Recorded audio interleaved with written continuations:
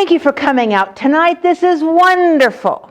I'm just down the road. Just go on 11 and just get off right there at the grocery center after the big Taj Mahal. That's what we call it, the big high school there on the Highway 11. So I'm just right down there. It only takes an hour and 17 minutes.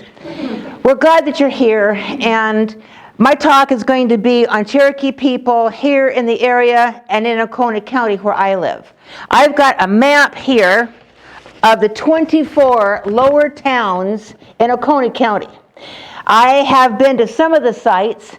They're here. My friend Dave Levere has a booklet that's going to go with this. He's republishing it with petroglyph designs. Do you guys know what petroglyphs are?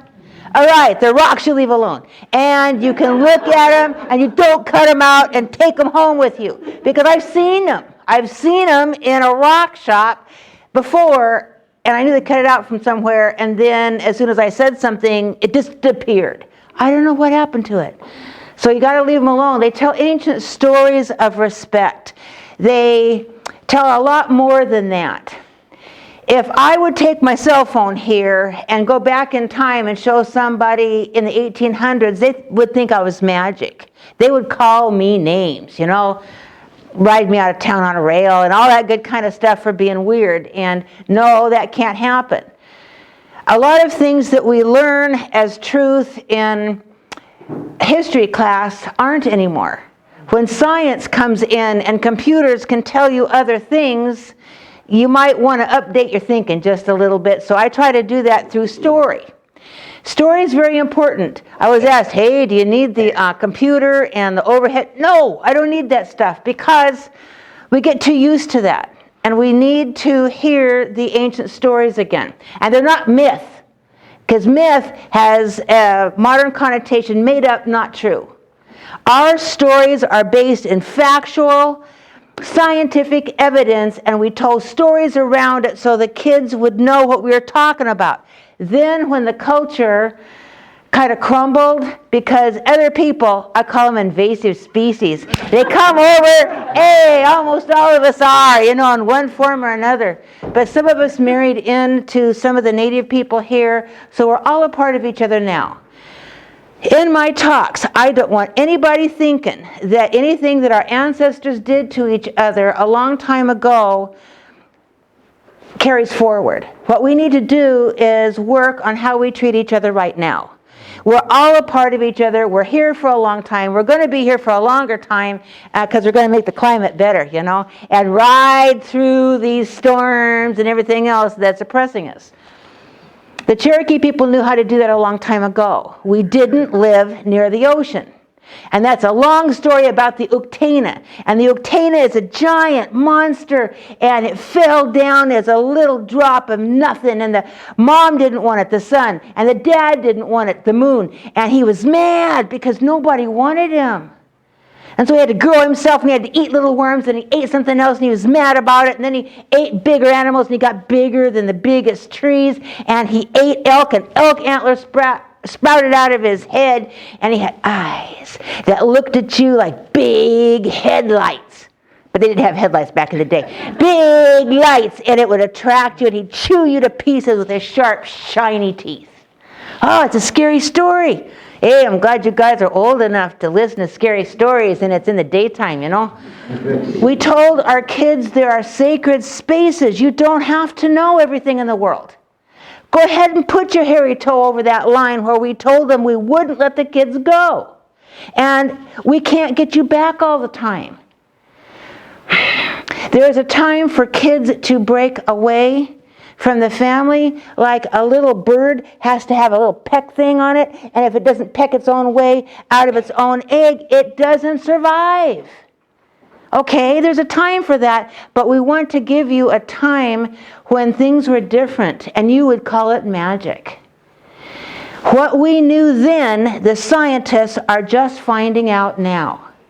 And I think it's funny because I go around and hear a lot of other people's stories, and I incorporate that into mine because we knew more things than we were given credit for back in the day. And science can prove it now. So that's what I'm going to talk about some. But first, I got to tell you about the invasive species part. And I know you're trying to eradicate them. Okay, young thing that just came in here. And I forgot your name already, but I'll remember it when I come out. Mainly I want to weed baskets. Well, not tonight, darling. You're going to have to come to the shop, and we'll have a class on how to do that. There are different ways. There are the straightforward ways. There are the contemporary ways. How much time do you have? And I was stopped by your park down here, and I parked close to 2 other cars, and they looked at me kind of funny because I don't have kids because I'm too old, you know, and they wondered how come I was there. The incline up to the kudzu was too steep for me to get up there with my hurt knee. I'm supposed to have 2 new knees, but I'm getting along fine. So then I was going to show you how to split it. I love kudzu, and it's an invasive species. It grows 12 inches a day, reaching out, trying to find somebody that loves it. That would be me. Everything deserves love. It's about that. You work with love and acceptance and positivity, and that's what you get in your life. It just works like that. Now, this is all dried out, so I'm not going to be able to split it very much. I get pieces at least this thick. I stop when they're that thick. They're harder to split. If they're wrapped around a tree, leave them there. I appreciate the grandmothers and the grandfather kudzus because they'll put out children and grandchildren, and they will grow up 90 feet up into a tree. I reach down as far as I can, pull it up a little bit, and cut. But first, before I go out, that's their home, not mine. And so I'll say to them, brother, sister, snake, I'm coming through. Watch out for me because I'm watching out for you. You got to respect everything. Poison ivy, creepy crawlies, and everything else on the chart of the periodic elements, you know. I mean you too, and then I dance. So if you would see me out there dancing, you would know that they don't like my dancing. I've never seen a snake in the 30 years I've been here. It works. It's respect, I tell you. So you get this, and you keep splitting it, and you make it finer and finer, and then it turns into baskets.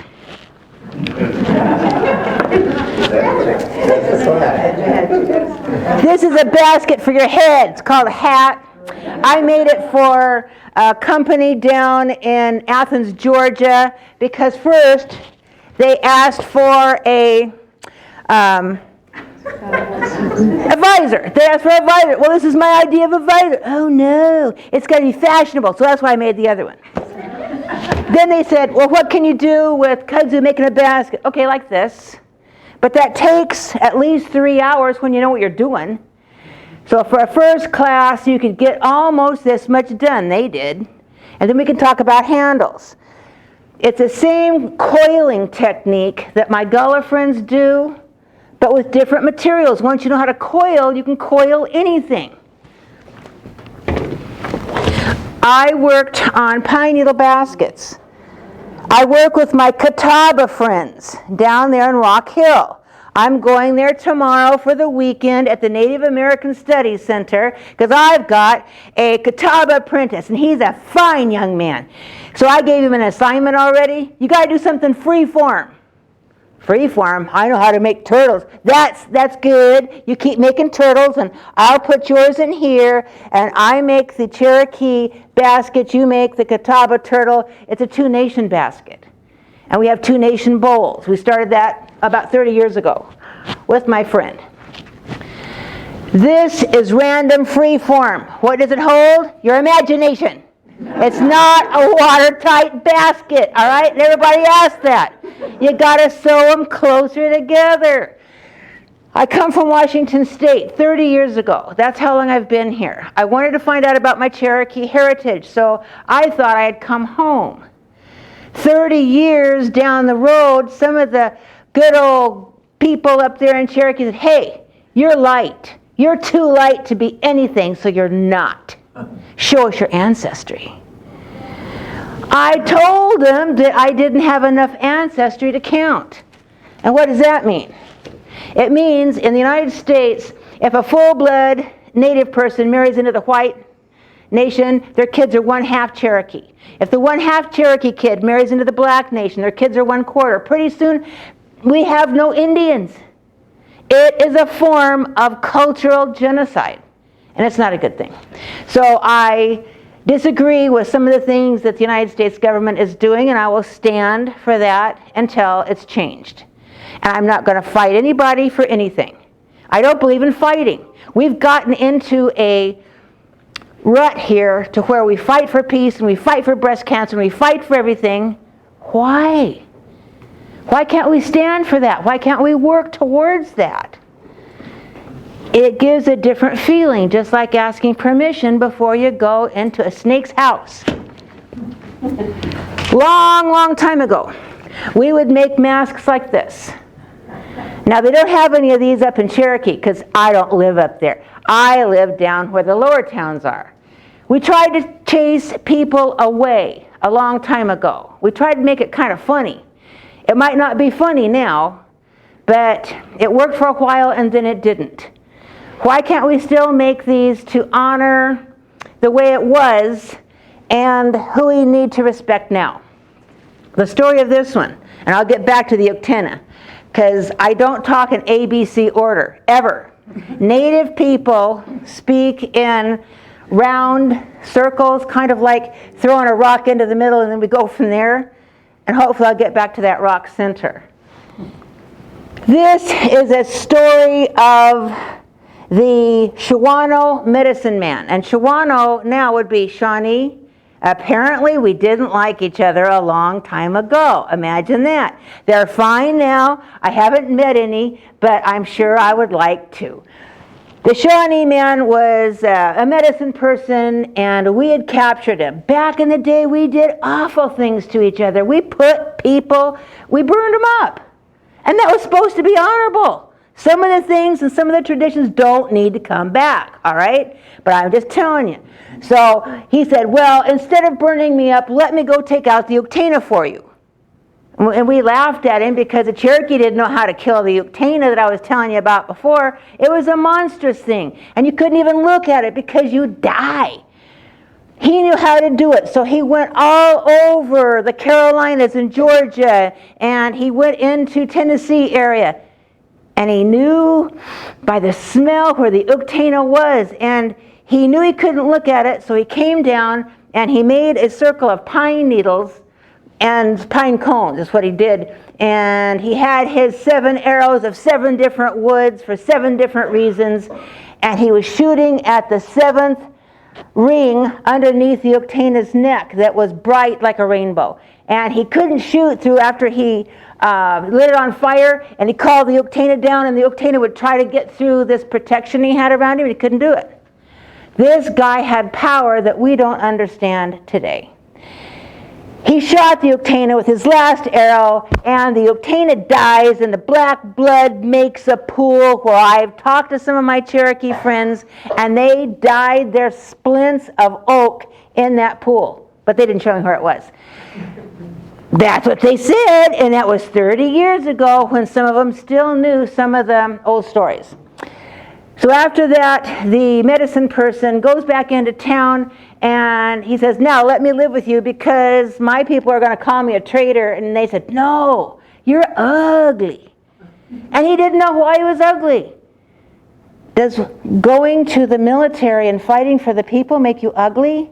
It sure makes you different, because he didn't know why he was so different. When he looked into a pool, he saw himself, and a drop of the poisonous that the Uktena spit out at him grew on his head, and he had a snake growing out of his head.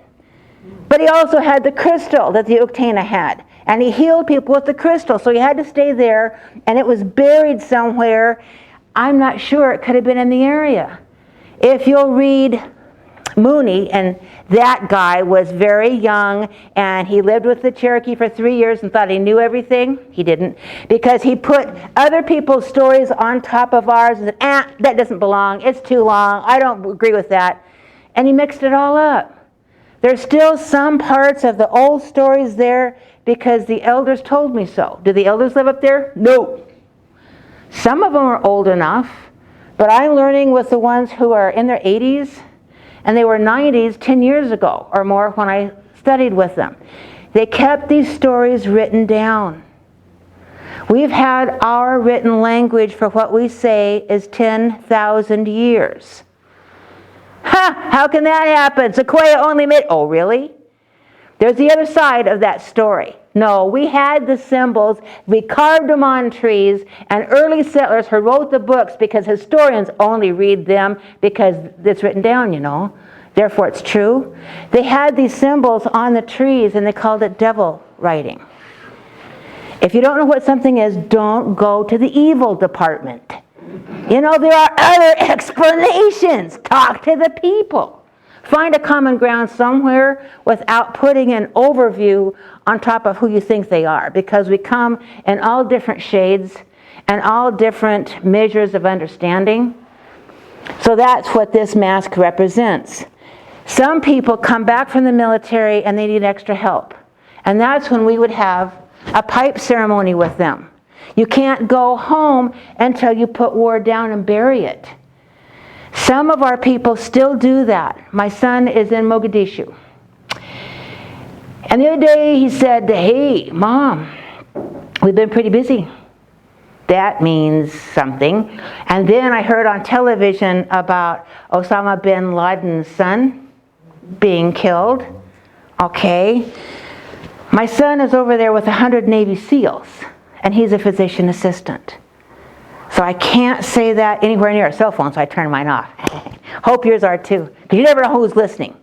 Depends on which broadcast station or what, you know, you're hooked up to. I like to take old stories and bring them forward, because that's what the mask represents to me. I might not agree with everybody's political version, but can we meet in the middle somewhere? Can we meet around how we make a basket?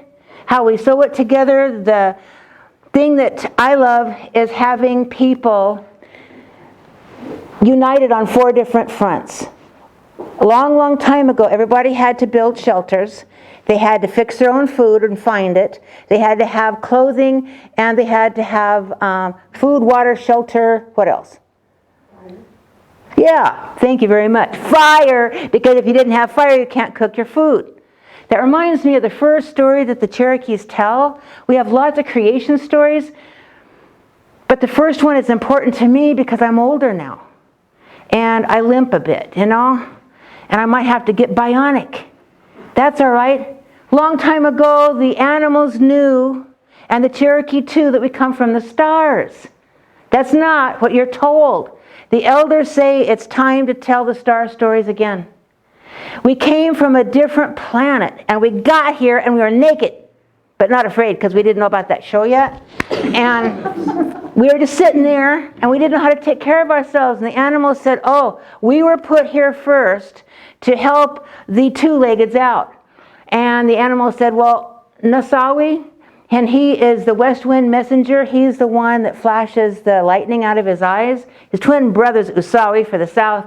And he made this tree in the middle of an island start on fire. And the animals said, "Hey, fire, they can use that. It's what they need." So the raven said, "Well, I'm beautiful, I'm multicolored, and I'll go over because I know more than all the other birds." He flew over, got too close to this, and he got all beautiful black like midnight.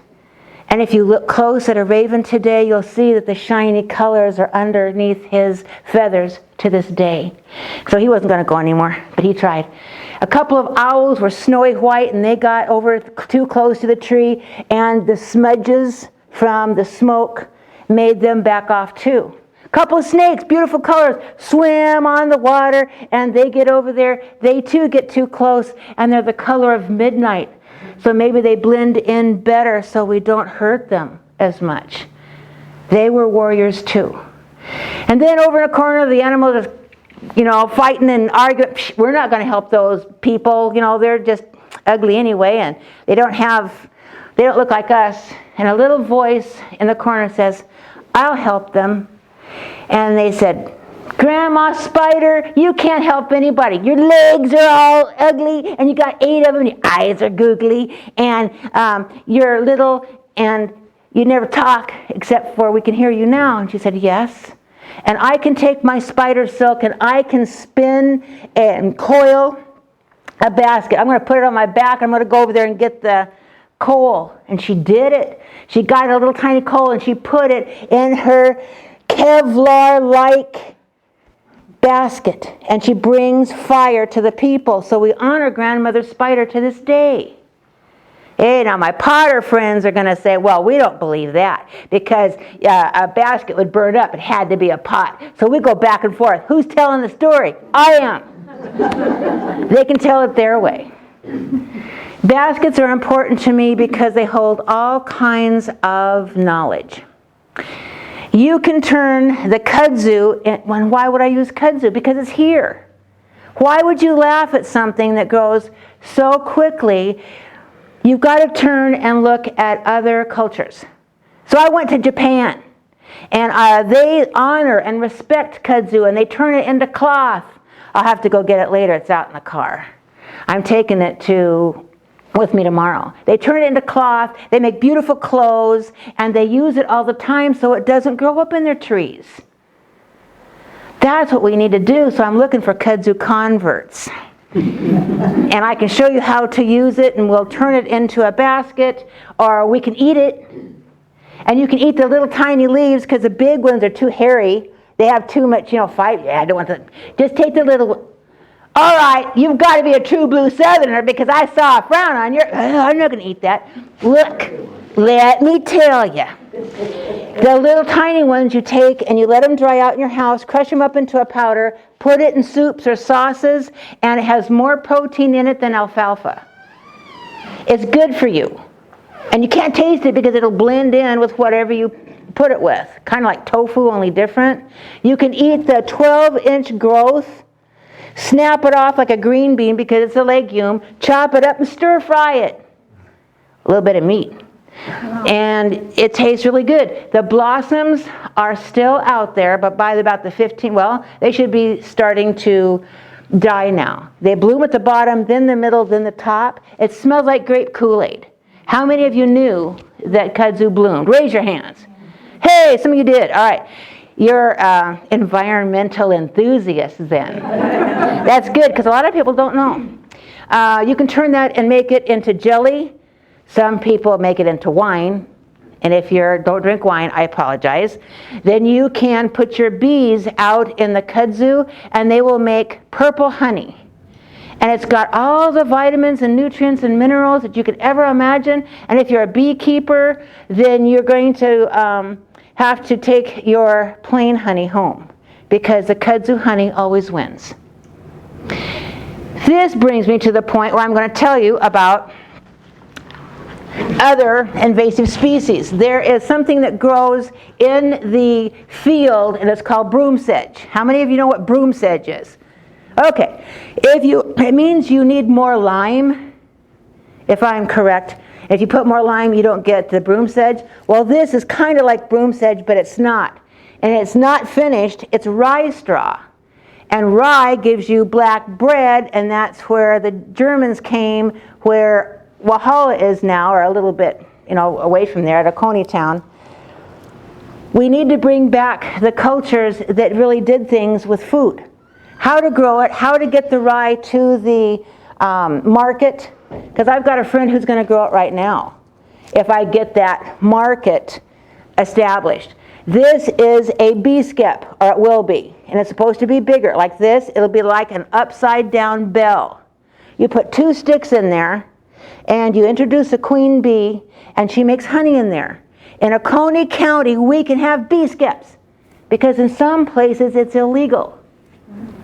Because I guess the box makers took over, It's politics, and who gets money and who doesn't, because they say that you can't clean this well enough, and if the bees get a disease, they get out and spread it to the wild ones.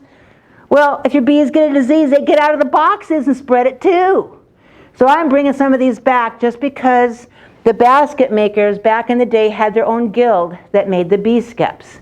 And I helped start the first basketry guild in modern times in Seattle, Washington. It's still going 40 years later. We're finding out that sometimes you need a drink.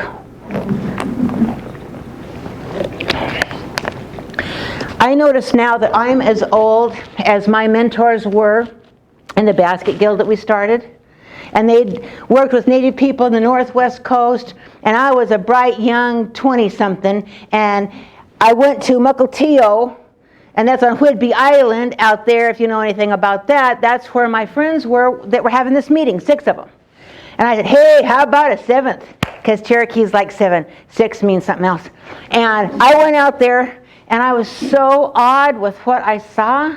I just wanted to look for a while. But I had kids, and I couldn't go there all the time. And I said, would you consider bringing it to the mainland? And they did, and we started that guild, the Vi Phillips Northwest Basket Weavers Guild. We know that we're aging out. A lot of basket makers use reed that they buy from a store. But there are those of us who love the natural materials, who are learning with people from different countries how we can make those styles now.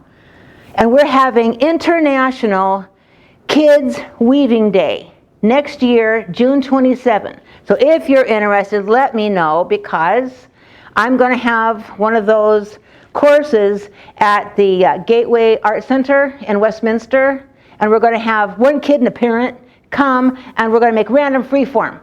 And we're going to cut weeds in your yard, and vines like wisteria that grow too far and too fast, or grapevine that if you don't cut your grapes every year, they're not going to give you grapes. So you got to cut them in February, not now.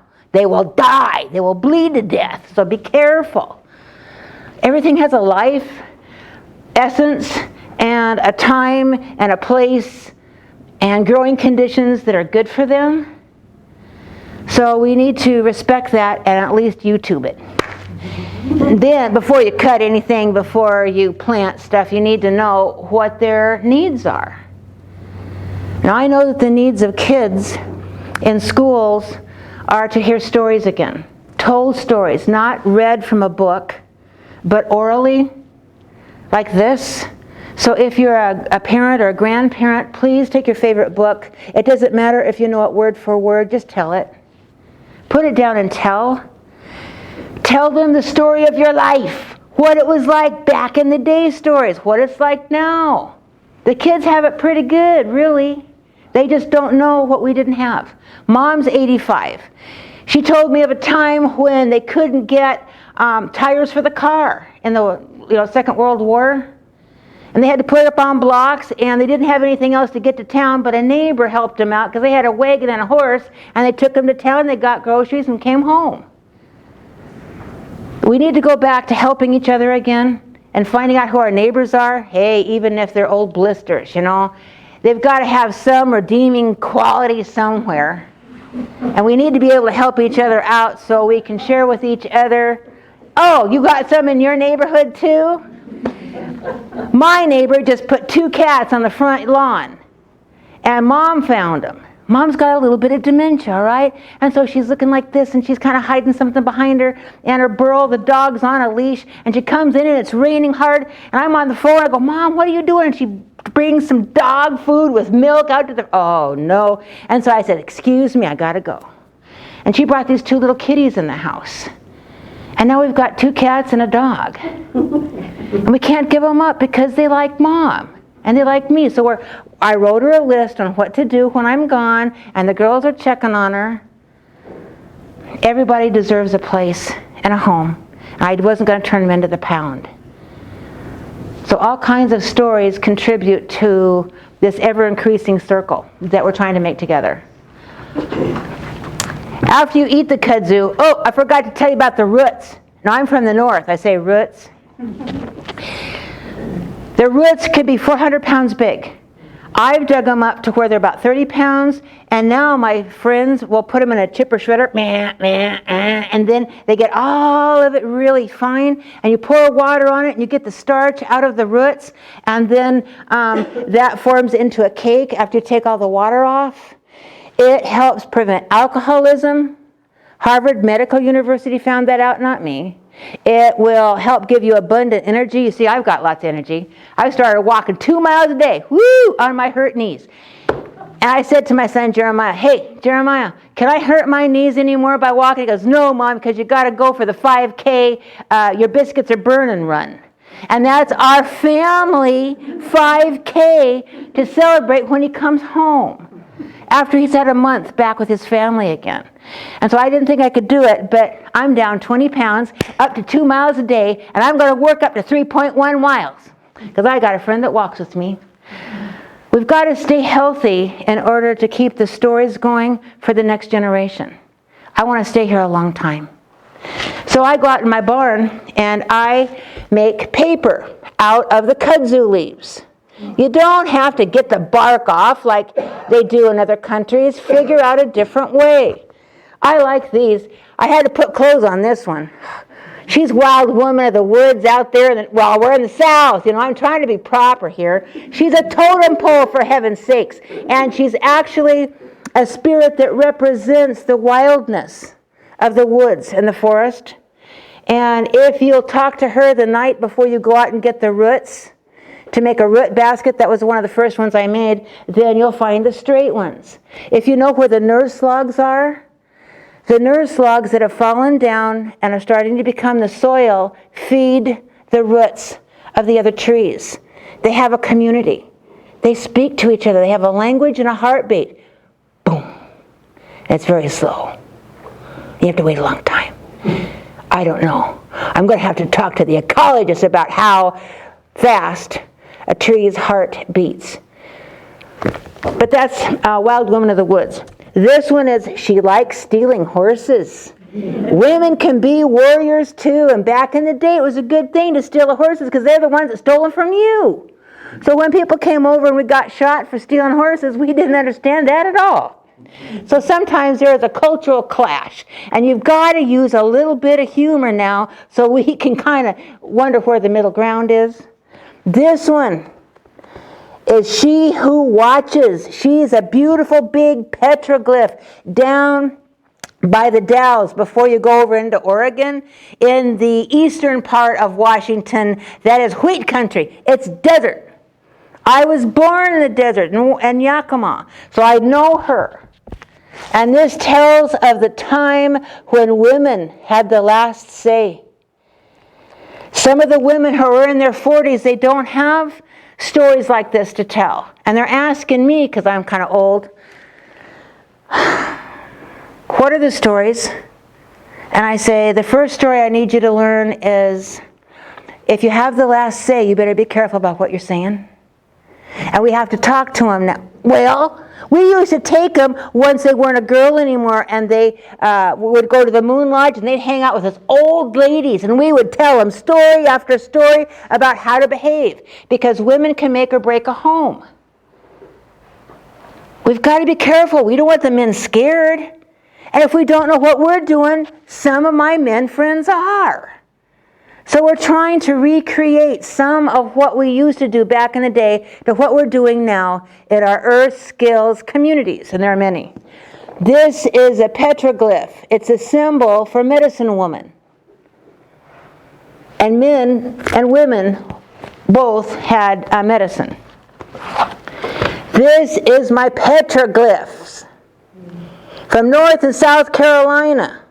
There are people in here who know where the petroglyphs are.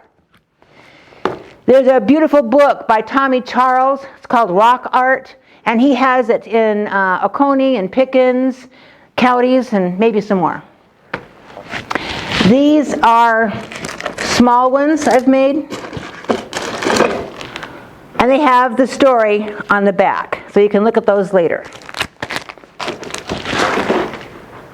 Good. I got about 5 more minutes to speak. Do any of you have any questions for me?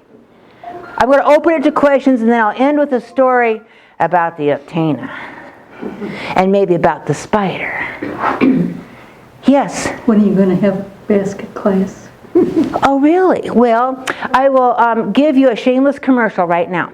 And that would be, my website is nancybasket.com. Look on there. It gives you my telephone number. I'm really busy right now in September, October, but maybe around November or something, we could make a basket as a gift basket for Christmas. If you're interested, let me know, and I'll put you on a list. I'm going to sit down for a minute. I asked my son, hey, don't you think walking can hurt my knees? And he goes, Mom, the only way that you could hurt your knees any worse than they already are is if you would fall out of an airplane and parachute down and land wrong. So I'll keep walking until I get to 3 miles. Who's got another question? We've got to learn how to ask intelligent questions. Yes? Some people, many of us see kudzu as a curse, and it's nice to see it as a blessing, but how do you put the two together? Okay. What we need to do is, in your neighborhood, because now that you're going to get to know your neighbors, you're going to say, hey, you've got some kudzu on your property. Woo! I'm happy about that. Can my friends and I come over and cut that for you? We will give you a little basket in return. You cut that big stuff, and once you cut it from around the tree, it's not going to grow back anymore. The big stuff that I get is 15, 20 years old. It's going to take a thin vine that long to get that thick. People don't understand that. They want to give the Jack and the Beanstalk vine, and that's what they called it down there in Greenwood at Park Seed. They sold the kudzu seeds that way, so that you could have a beautiful arbor on your porch for shade. I've got it growing on my porch. That's how you know how to find me. I've got a swing, and I don't want to talk to my neighbors until I have a cup of coffee out there for a while. So I sit there, and they can't see me, and we're all happy. Yes? I have read and been told that kudzu is the most nutritious plant on the face of the earth. Well, I don't know if I can give it that kind of credit or not. If it's got more protein than alfalfa, and we need protein, we don't have to eat so many cows at McDonald's and other places. We could replace it with some plant protein, and then we wouldn't have to have the rainforest burning. Now, you know, that's a thing that we could all do together too. So I'm cutting back, eating more vegetables, including kudzu. I've got a killer kudzu quiche recipe on my my website, and I'm on Facebook too, so that you can see my 5-foot lamps shades that I make out of kudzu. Sir. Did you say you have friends that will come over and cut the kudzu right off my plate? You're said that earlier. No, darling. What you need to do is interest your neighbors into helping cut it for you. All right? I'll give you coffee. Where do you live? See me after class. I heard that it's almost impossible to stop it from coming back because it comes right back from the roots, just almost faster than you. Okay. Is that wrong or right? It depends.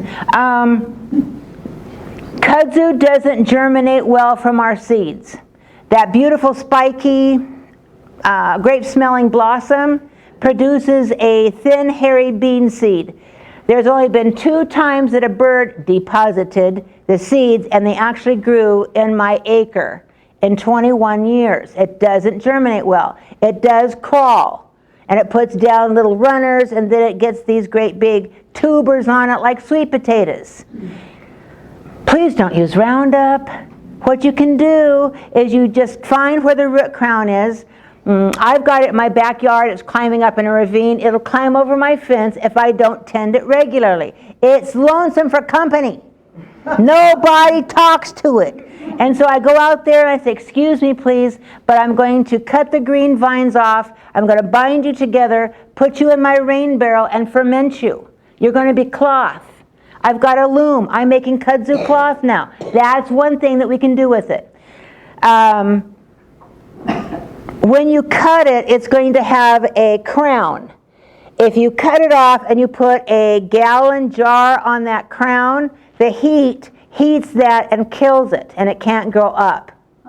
I know that from my friend. He's passed on now, but he had the Kudzu Coalition here, or in Spartanburg actually, and they took it off a lot of trees. I loved that organization, and I talked to him. I said, but what are you doing with the roots? Nothing. What are you doing with the vines? You're not telling the kids who are helping you cut it that they can use it and make money? You've got to find an end product. You've got to find what it can do. I'm trying to leave my legacy behind. My daughter, my youngest one, has been doing this all of her life, but now she's got a regular factory job with benefits. Because I'm just an artist, I can't afford that. Have you contacted any of the scientists in any of the agriculture departments or some of the colleges that are studying this and letting them know what you've done and what you found out? Give them a paper or something that they can read about it? They don't care. I'm a nobody. I'm just one single artist. Well, I've got to really look for kudzu converts and teach kids how to do this, show them how to make money with it, and that's what they should be doing in high school anyway. At home ec class. They don't call it home ec, I don't know what they call it. They call it how to do your finances or something. I can't be everywhere at once. So if you know how to do that, then they need to come and see me. Because I'm at powwows and I'm at the, trying to show people how to do this. I've been doing it for 30 years. And I haven't found that it's taken off yet. So that's kind of why I do some of these talks. The people with the Packlet Area Conservancy and Conserving Carolina that try to get kudzu out of park areas, if you dig down in the soil to where the crown is, and it sits above the vegetative root, so all you have to do is cut that crown off, which is like a wrist sitting on top of the root. You don't have to worry about the root, it will die. The crown is the reproductive part, and it's what sends up new vines. True. So if you take that off, that's all you got to do. True, because the roots can be 6 feet deep. Yeah. So They can make bread out of them, right? no, you can't make bread out of it. It is a starch. It thickens soups and sauces. It's not a flour. It's a starch. You can't make, well, they can do all kinds of things with non-gluten. So I would like you to make me some bread, and I'll come to your house and I'll bring the coffee. Maybe you're trying that does that. Makes bread? Out of kudzu, I don't know what part she uses. I would like to talk to her about that, because she could go to somebody and get an investor. We could have kudzu bread, because everybody likes bread. And if there's no flour in it, I can even eat it because I'm on keto.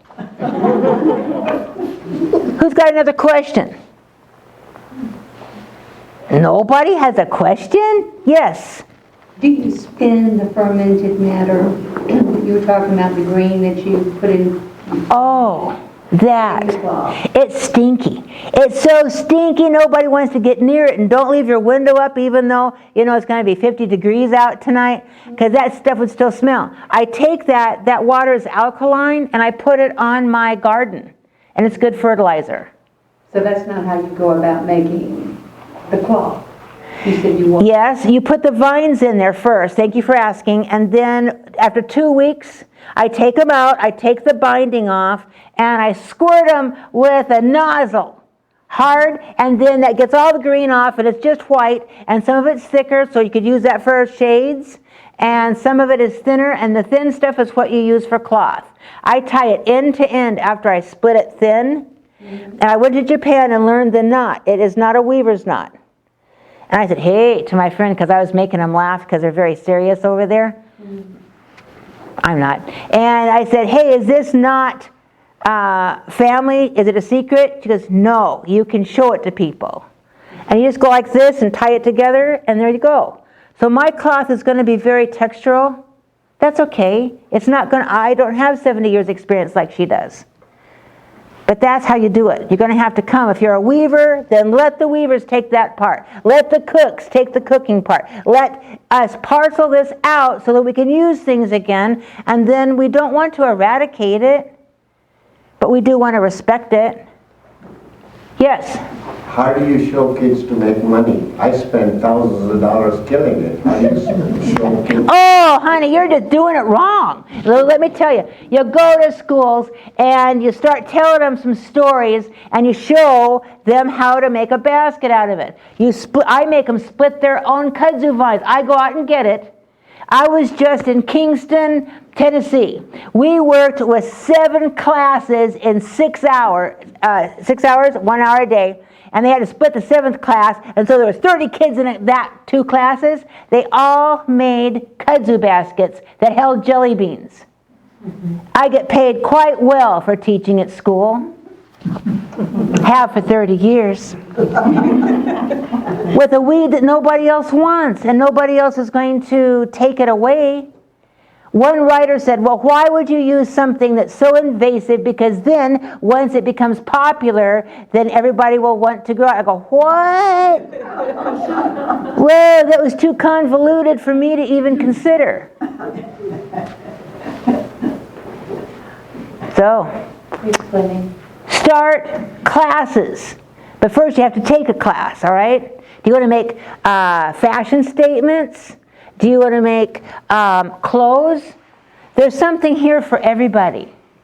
And that's why I like it. That's why I like people from different countries, so that we can understand each other better, and I'll do a little bit to make our community better. That's my goal. Now, who's got another question? Because if I've answered them, I'll close with a story. Yes? What do you cut it with? It seems to be pretty tough. Oh, yes. I got poodle loppers. Whopping it. And I cut it down, and then I cut it up as high. You've got to be very careful, because it winds around limbs of trees, and you can pull them on your head. You got to look up there. Is poison ivy up there? You got to be real careful about that. I'm just getting rid of poison ivy after 7 weeks. I can look at it and it gets on me. And I look very carefully, because I would never take it to school and have kids break out. I mean, that's horrid. But you don't take the green vines to school either, mister, who's going to start a kudzu class in the area here, because it's hairy, and then they start itching, and they get a rash, and it's got 3 big leaves, and they're going to get all weirded out. I did it twice, and I don't do it anymore. The nurse won't have me back at that school. It was a psychosomatic illness. I didn't do it. But I learned what works and what doesn't. You cut 3-foot sections, and you just keep splitting and splitting, and it's so much fun to work with. You can use wisteria too, because wisteria can be invasive. I plant all the invasives I can in my yard, and then I use them. Otherwise, they'll take over. Do you have to soak it before you weed? No, you use it fresh and green. A piece this thick will last about 2 weeks if you keep it out of your car. The thinner stuff is pithy, P-I-T-H-Y. I didn't spell it once, and this kid had a lisp and turned me into the principal for saying a bad word. He did. I'm always in a principal's office somewhere. 30 years worth. So now I just put it as a spelling word, vocabulary. Yes? Is it considered an invasive plant in China and Japan? I've heard not. No, because they respect it and they use it. And my friends, when I posted on Facebook that I showed them that it grows 12 inches a day, they were shocked. It doesn't grow like that there. That's right. It only grows here like that. I told you it's lonely. And it wants to be used. And so I always say, which ones of you want to come and be in basket? Some of them don't want to be there. I mean, they want to go back into the earth. Some of them want to be the soil again. Some of them want to last. We have a picture of 150 baskets at that last school. And then when you make them do their own work and you chastise them a little bit, hey, you're working too slow, fill up the hole, hey, that's like the moon. They needed somebody to man the moon, and all these different animals did a good job, but they got lonesome, so they came back down, and only the coyote would take the job. And the coyote would say, hey, look at those kids over there, they're kissing under that blanket. Hey, look, they're cheating at cards over here. Hey, she's walking out of the house, hubba hubba. And he wouldn't let them sleep at night, because he was telling everything that everybody was doing. So they called him down, and he just left marks of where he used to be. And that's why the moon is like that now. So every once in a while, that's what I'm doing. I'm playing Coyote in the Moon. I get my name from a nation in Washington State. They say that when you're a good basket maker, you take the name of one of your ancestors. On my dad's side, that's where the Cherokee line comes in, and Margaret Basket was back there somewhere, about 5 grandmas back, not enough to count. But 10 years into my making baskets, I thought I might be good enough to take her name, because I don't stay married well, and if you don't do something well, quit. That's my motto. And why keep his name when he doesn't like you and you don't like him? Now I've got a name that's who I am the rest of my life. Take back some of the old traditions. Even though dominant culture society might not agree with you. So, that's okay. It's okay to be different, and it's okay to grow fast or to take it slow. No more questions? I told you the spider story in the beginning. I told you about the Uktana. Every once in a while, I get a hankering so strong, I have to make it happen. It's an idea in my head, and I told one of my friends, go out and find me a piece of wire this long. I have to build the Uktana. He didn't question. He went out and found it, and I started coiling bits of kudzu that the kids don't do right when they split their long pieces. They have to have a learning curve. Well, they got a big pile of learning curve. I'm not throwing that kudzu away. It's out in the car. I'm going to make baskets with it. I call it white gold. And I started weaving my mom calls them sweepings, because I won't let anything go into the garbage. If it's big enough, I'm going to take it with me. And I started sewing it, so I've got an 8-foot long snaky thing. It has wings, because I forgot to tell you the Uktana can fly. And it's got the elk antlers on it. The Elk Foundation gave me one, and my friend gave me the other. It's going to have a crystal in its head, and I'm waiting for the headlight eyes, because my grandson is in mechatronics. He took that in high school. He loves science and math and computers. He's going to put a device inside this thing's head that will power the eyes, and when you come in, blink, not even when it's dark, and then it's going to slightly turn its head. It already scared one lady away because she didn't like snakes. She was trying to tell me about her religion. So she looked in there and said, I can't stay with a snake. I said, oh, I'm so sorry. So it's already doing its job. It's guarding the house while I'm away. And if you look into the window, it's staring at you. Some things are sacred. Our stories have important parts in it that we can understand now. Back to the spider. We knew the power of Grandma Spider even a long time ago. The Cherokee say we have been here for 50,000 years. My friend Al Goodyear, they rode him into the ground. Because years ago, he found a site that's 50,000 years old in South Carolina. And he was going to make this big announcement, and they said, nope, you're not peer-reviewed. And so I tell all of my archaeologists and anthropologist friends, why didn't you help him? He's retired now. If you helped him, you could have proved that. Sometimes old ideas have to die before the newer people with the newer ideas, with the newer science can come in and say, that's old school. We didn't come across the Bering Land Strait. We don't believe that. We were put down here from star people. I believe we come from the Pleiades. We've got stories about that. But what I think is funny, when you talk to enough people, a guy came up to me and he said, hey, you know what my job is? I go, nope, tell me all about it. He said, I work up there north of Charlotte. My job is to grow mulberry trees. And then we take the leaves and we feed them to cocoons that the caterpillar the DNA is infused with spider silk. They put spider DNA into a silkworm, and the cocoon unwinds spider silk that's stronger than Kevlar. And he said, I've seen it spun into this beautiful fabric, and the military has taken it and shooting guns at it, and it doesn't go through. They're going to make it for the military people. Good. Now they used to, you're not going to believe this either, but look it up on the Science Channel. I love science and history. They took DNA from a spider and put it into a goat. And the goat had spider silk in the milk. And they spun it out and it took too long. I don't know who would want to eat that kind or drink that kind of milk, but now they're doing it differently. So this one doctor in Washington State where I come from, he's taken that spider silk from spiders and DNA infused into silkworms, and he's knitting bones, not that he's knitting, but he's tying this fiber around bones and not having to use metal. I like that idea. The ideas are out there. We don't hear about them much because all we hear on television, on any channel, is about who's fighting whom.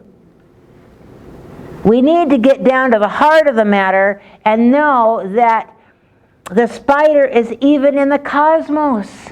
All the planets have music. They all sing their own kind of song. And I was just reading in the science book that the new technology, we know that there is a magnetism that connects all of the planets, all the heavenly bodies, by a thread. You can't see it, but they know it's there. So the spider is even in the universe. She's weaving a web for all of us. So get ready for new news that might shock you a little bit, but we can all do it together because we're all going to be friends and help each other cut kudzu. Habu? Habu means, are you listening? Do you understand? I brought the word with me from Washington State. Every time I say habu, you say habu, and they'll let you go home. Habu? Habu. Good. Come and look at my stuff. Thank you very much.